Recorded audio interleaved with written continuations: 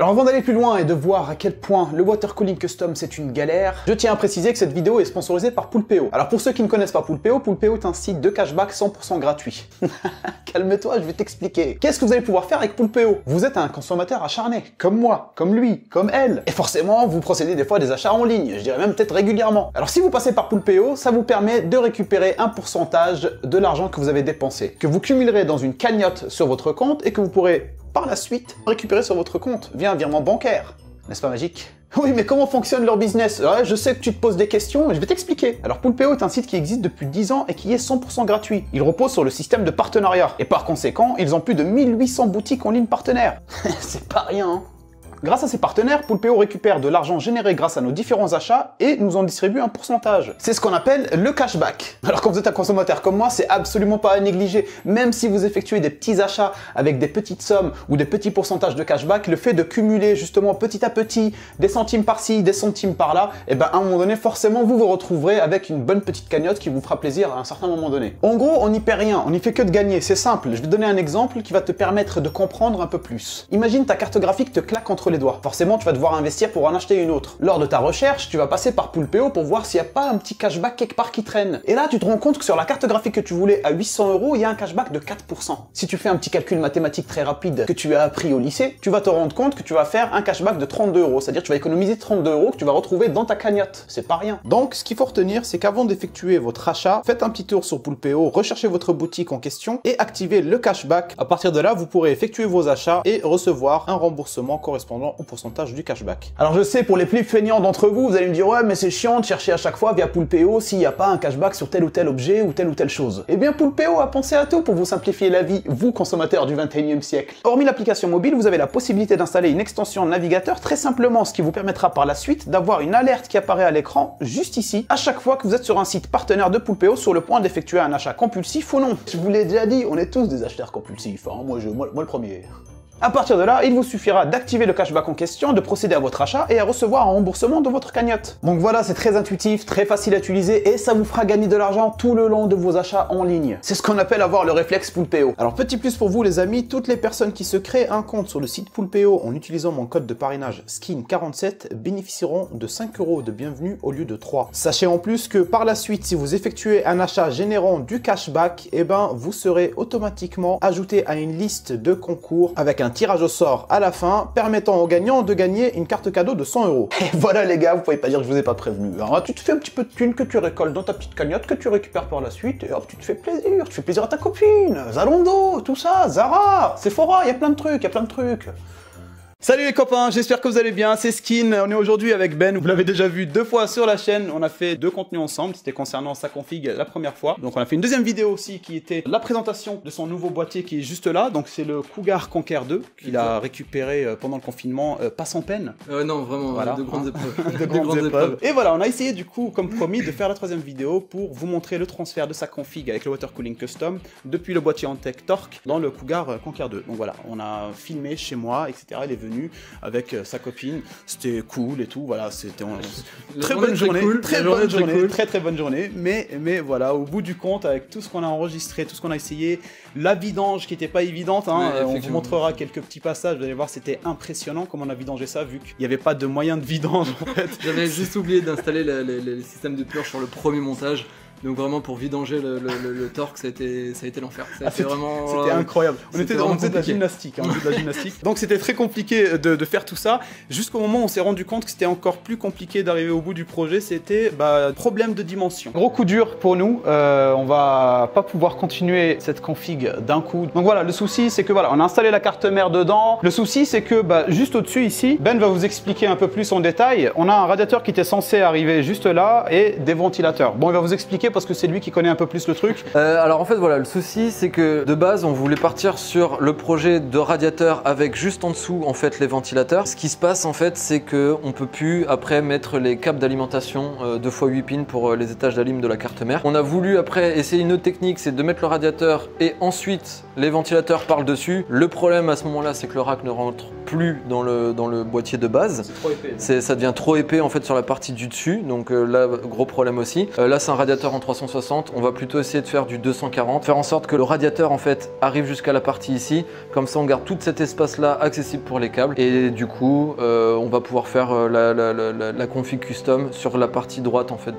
du rack. Le truc c'est qu'on pouvait pas dire que c'était une erreur, parce que Ben m'a montré une vidéo justement sur laquelle lui s'était basé, où on voit clairement un mec mettre justement le petit rack, il le mettait sans aucun problème, sauf que nous c'est exactement l'inverse, on pouvait absolument pas mettre le rack, pas assez d'espace en fait entre le rack et le haut du boîtier. Exactement. Et en fait on déduit que le mec a dû découper le boîtier, parce que sinon impossible de passer les ventilos par le dessus en fait. Impossible. C'est vraiment, il faut mettre la config à l'intérieur du cadre. Exactement, et ça a tout changé, donc voilà, c'était plus les mêmes dimensions, enfin bref, c'était chiant pour lui, mais finalement il a quand même réussi à faire le tout, donc je vous montrerai ça en détail juste après, hein. Vous allez voir la config comment elle est, on va l'allumer ensemble, on va voir comment elle est, mais Ben va d'abord nous expliquer un petit peu comment elle a pu résoudre cette situation, et comment surtout il a fait ça, voilà. Alors voilà, comme elle expliquait Skin juste avant, en fait ce qui s'est passé c'est qu'au début on devait monter chez lui, ce que je disais tout à l'heure c'est que j'avais complètement oublié sur la première config de mettre tout ce qui va être le système de purge, la valve qui peut exister juste en dessous, donc on en avait galéré, on a finalement réussi à vider tout le liquide, jusqu'au moment où quand on a voulu monter, en fait ce qui s'est passé c'est qu'il y a en fait un radiateur en 240 ici, et celui que j'avais commandé en fait se retrouvait être un XE, donc les tailles les plus épaisses,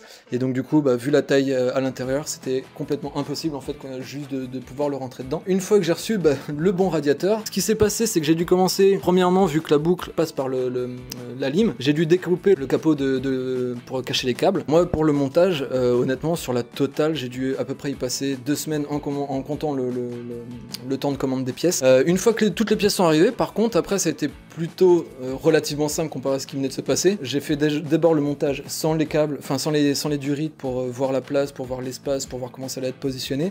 Par la suite j'ai fait tout ce qui allait être le cintrage des durites, et après du coup j'ai monté directement toute la config dessus. Au moment du remplissage, donc je remplis la première fois le réservoir, et là je m'aperçois que pour une raison qui en m'est encore inconnue, la pompe ne marchait plus. Donc de nouveau un temps de commande. Une fois que toutes les pièces sont arrivées, j'ai finalement quand même pu monter tout le boîtier. Faut pas se mentir, c'est un boîtier qui est quand même assez petit, l'espace intérieur. Après bon c'est une RTX de 1080, donc forcément la taille est plutôt conséquente à l'intérieur. Mais en tout cas voilà, le boîtier reste quand même super serré. J'ai dû faire un petit peu des coups, des virages un petit peu n'importe comment entre guillemets, pour pouvoir arriver à agencer la disposition à l'intérieur. Mais en tout cas voilà, un boîtier encore une fois vraiment très technique, qui m'a fait rencontrer énormément de problèmes. Du coup 2 semaines sans live, sans stream, sans jeu même tout court, hein, tout simplement. Pour toute information même pour le boîtier, j'invite les gens si jamais à passer sur le stream. Je stream le lundi soir, mercredi soir, vendredi et samedi.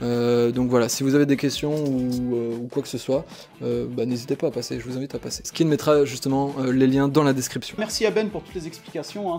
Il n'y avait pas mieux que Ben pour vous expliquer comment il a résolu son propre problème. En tout cas moi j'aurais été vraiment frustré de ne pas pouvoir jouer, c'était ça, on en parlait un peu sur Snap tous les deux. Donc voilà, bref, là il est assez bien, comme vous avez pu le voir, hein, sa petite config, son petit setup est plutôt clean, il n'y a pas à dire. J'en profite vite fait avant de conclure, hein, il y avait un truc qui avait changé par rapport à la dernière fois, Ben est passé sur une sorte de support d'écran. On va vous faire la présentation parce que Arctic nous les a envoyés, je leur avais dit qu'il y avait ce projet là avec Ben, etc. Et merci beaucoup Arctic. Carrément, merci beaucoup Arctic, c'est vraiment cool de votre part d'avoir participé à la vidéo. Voilà, donc ça a pris un peu de temps pour se faire parce qu'on a eu ce petit souci, donc voilà, il y a eu un petit décalage sur le temps prévu, etc. Mais voilà, on va quand même vous les présenter, et Ben va vous dire ce qu'il en pense parce que c'est lui qui les a installés justement, et voilà, ça a l'air d'être du costaud. On va vous montrer ça tout de suite, et puis après on passe à la petite outro en vous faisant un gros bisou et en vous disant à bientôt, j'espère. C'est ça le truc. La première chose vraiment que j'ai vraiment apprécié sur ce pied, en fait, c'est qu'il a 4 ports USB à son socle.